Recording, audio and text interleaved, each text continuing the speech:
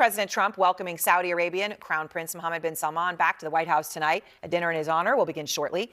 Trump giving the royal treatment to the Crown Prince throughout the day. Mounted horses escorting the Crown Prince to White House grounds. F-35 fighter jets, the same jets Trump says he is selling to Saudi Arabia, flew overhead.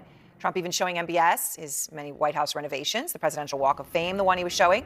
And during a meeting in the Oval Office, Trump dismissed any concern over why he is extending such a welcome of MBS to Washington. This is MBS's first visit, important to say, since the brutal murder of Jamal Khashoggi, right, who was chopped up with a bone saw.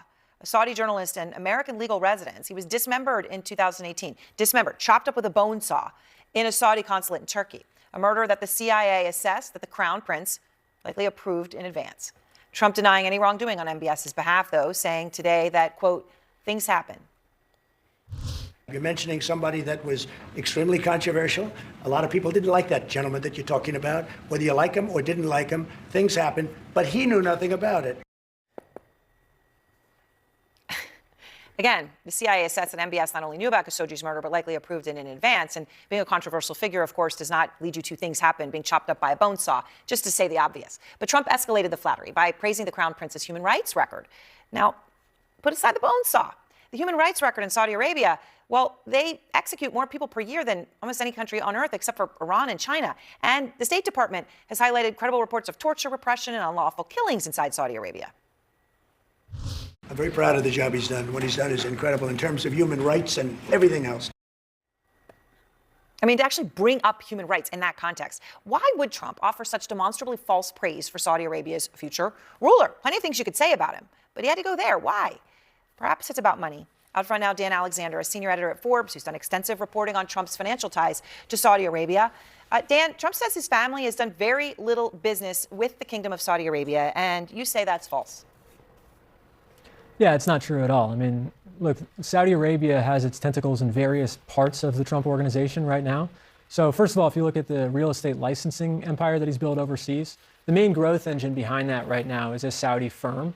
And they've now done or announced 7 deals, principally around the Middle East with the Trump organization.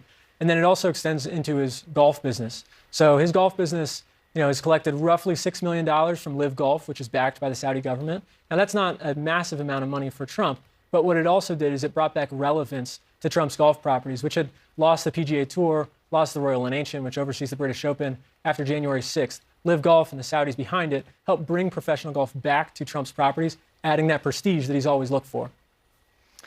So then, when you lay this out, I mean, that's pretty stunning, right? And he says his family's done little business with Saudi Arabia. So that, as you point out, is false.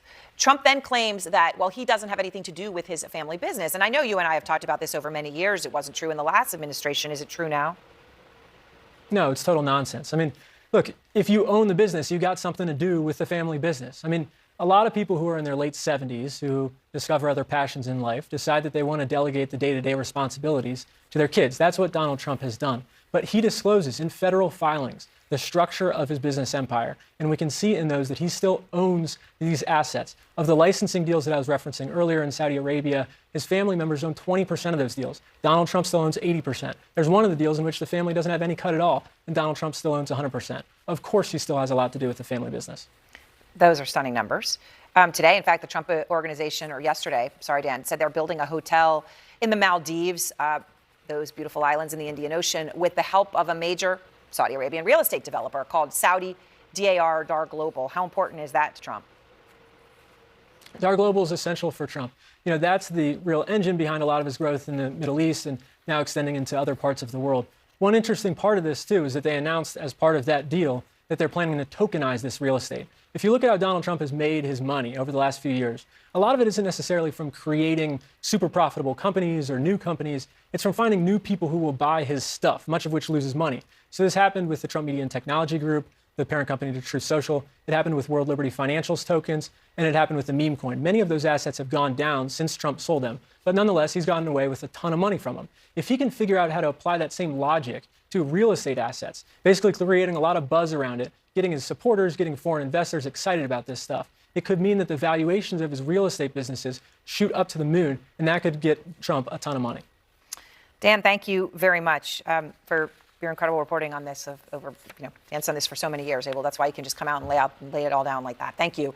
Harry Anton. In the first 6 minutes of this report, one thing becomes unmistakably clear. President Trump's relationship with Saudi Arabia, especially with Crown Prince Mohammed bin Salman, is far deeper, more personal, and more financially entangled than he publicly admits. Today's White House scene was crafted like a royal spectacle.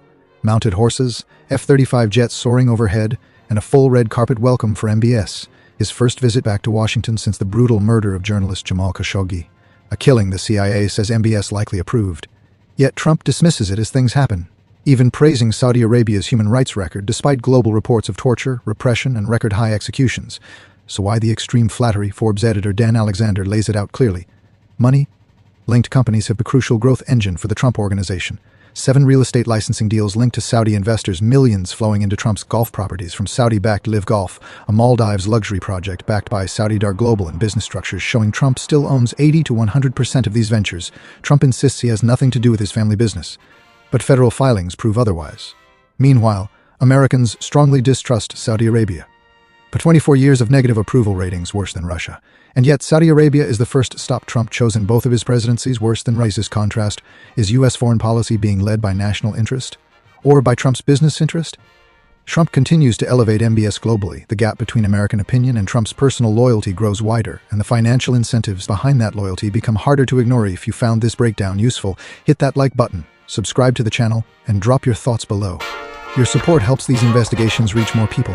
Stay tuned. More deep dives are... And coming up next...